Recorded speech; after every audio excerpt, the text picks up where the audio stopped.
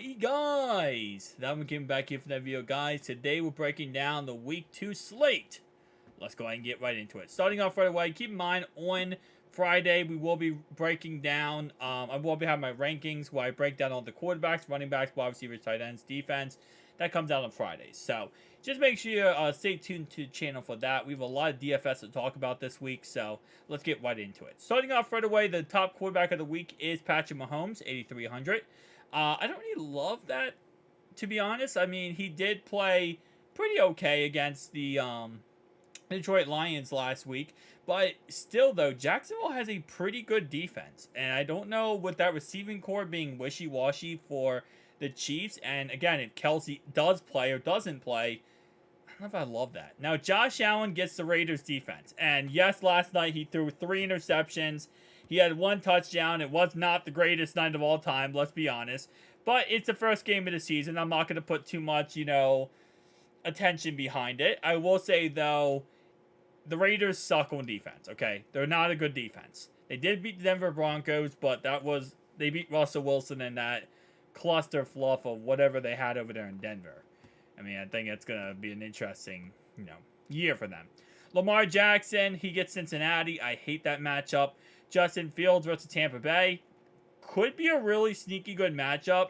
Not as a stackable matchup, in all honesty, because we saw last week the stacks for Justin Fields absolutely sucked. It's more or less I'm interested in this matchup for the aspect of a one-off play where Justin Fields just, again, can be a very good mobile quarterback in this game. Herbo gets Tennessee. Joe Burrow gets Baltimore. T-Law gets KC. Dak Prescott gets the Jets. And, of course, Rodgers is out for the season. So, let's start off with my first one I like for this week. And it's going to be going right back to the well, the Justin Herbert well. Now, Justin Herbert well last week was kind of interesting. Austin Eckler actually had an ankle injury, so now he's going to be questionable going to week 2. Mike Williams, he left in the second quarter because he got hit in the head, but then he came back and it still really only had 8.5 fantasy points. Keenan Allen only had like 9.5 fantasy points. It was a mess, but again, it is week 1, and I'm not going to put too much against week 1. And it was also against none other than the Miami Dolphins, who I thought their defense was going to be trash.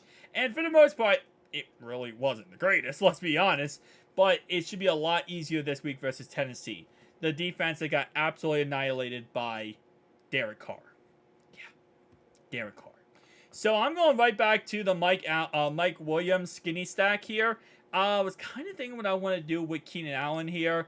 And by the way, just for the context here, the rookie did have two catches for 9 yards. So he had like 3 points. So this is why, again, I'm not looking at any of the rookies.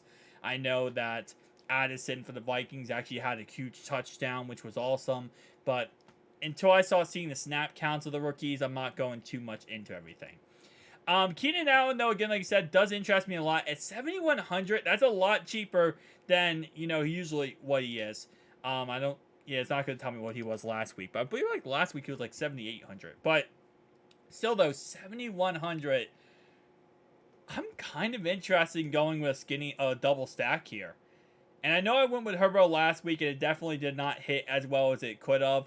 But, listen, it's going to be a partly cloudy day. Should be some decent weather. It should be a good game.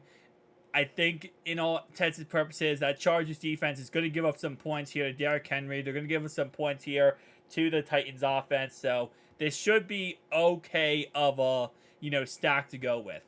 And I'm actually, surprisingly enough, going to go with my man, Derrick Henry here, which, to be honest, he did not look that great last week again. It's another situation where it's week 1. I'm not going to put too much faith in it. So I'm going to go with the buyback option of Derrick Henry here, which I know is risky. Other than Derrick Henry, if you don't go to the buyback option of him, you could go D-Hops or Treylon Burks, or you could go with, not really. I'm not going with him. So I would say, yeah, it's either Derrick Henry, DeAndre Hopkins, or Treylon Burks, and that's pretty much it. I'm going with Derrick Henry as my buyback option. For defense this week, I'm going to go start off real cheap for defense. So let's give me Chicago. Chicago versus Tampa Bay. Baker Mayfield looked good last week, got the win. I don't think he's going to continue that. He's not going to continue that at all. Now, last week, for tight end wise, I was very, very high on my man Irv Smith for the Bengals, and that did not work out. Let's be honest. That Bengals offense in general did not work out. They had 82 yards. So I'm actually going to pivot off him this week, and I might go ahead and go with Zach Ertz here. Zach Ertz caught 6 of 10 passes for 21 yards, which obviously 8.1 points. Not the greatest of all time, but now he gets to go against the Giants, who was a lot easier than the Commanders' defense. And we just saw the Giants absolutely get gashed by the Dallas Cowboys. So, you know what? Give me Zach Ertz here. I know that might be a interesting play. Not many people are going to go with that, and I'm actually okay with that. All right, so Baltimore. Let me go over to Baltimore here because I do actually have a player I want from their squad. It's Zay Flowers. Zay Flowers caught 78 yards, rushed twice for 9 yards, and a win over the Texans. He gets the Bengals this week. Now, the Bengals have a pretty solid defense. We saw that even with the Cleveland debacle and how awful that went. The Bengals defense did actually play pretty good for the whole first half and almost into the second half. But I think that Zay Flowers can get behind that secondary. They have a younger secondary with Dax Hill and Nick Scott after the loss of Von Bell and Jesse Bates. So I think we could see, Zay Flowers maybe sneak behind them. If he does run the ball more, now with J.K. Dobbins out, it's very possible they use him more of a running back in this game. So I do like him in that matchup. All right, for running backs, so let's go with my flex play. Because I want to go something very cheap here, and I want to go very expensive with my last option here. And a very cheap play this week, I mean, you could make the argument Kadarius Toney has a bounce back game after his horrendous Week 1 game, and he really, shows off. But I don't really love that matchup too much. Yeah, no Cordell Patterson, so that's going to be. I was kind of thinking about him. He was kind of on my radar there. Jackson Smith-Njigba finished with 3 catches for 13 yards. Yeah. And I don't really like him versus Detroit this week. Detroit actually looks pretty solid on defense. I was definitely wrong about how good their defense actually was. I didn't realize how good it was going to be. They're not the greatest of all time, but they're definitely up there. They're playing very good defense. In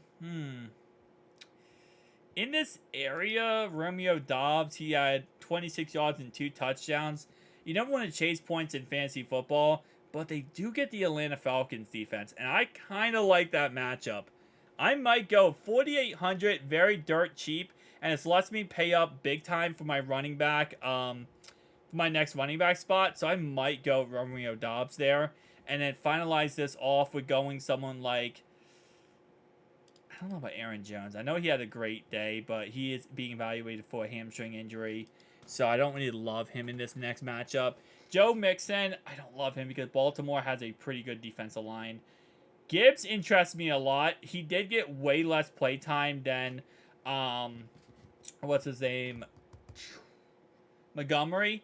But I still do like him because every time he touched the football, he looked good. He looked like he was pretty consistent every time he touched the football. So I could go with him here, James Conner. I don't know, because if I'm going to pay up here, I want someone who I'm paying up for to be very, very good and has a high upside. And like this lineup, I don't have a problem with this lineup, just taking a look at it. It's just that here's my problem, right? So I'm doing a double stack between Herbo, Mike Williams, Keenan Allen. Herbo has a high upside, right? He could go off and play some great football and go up 40 points in this game versus Tennessee, right?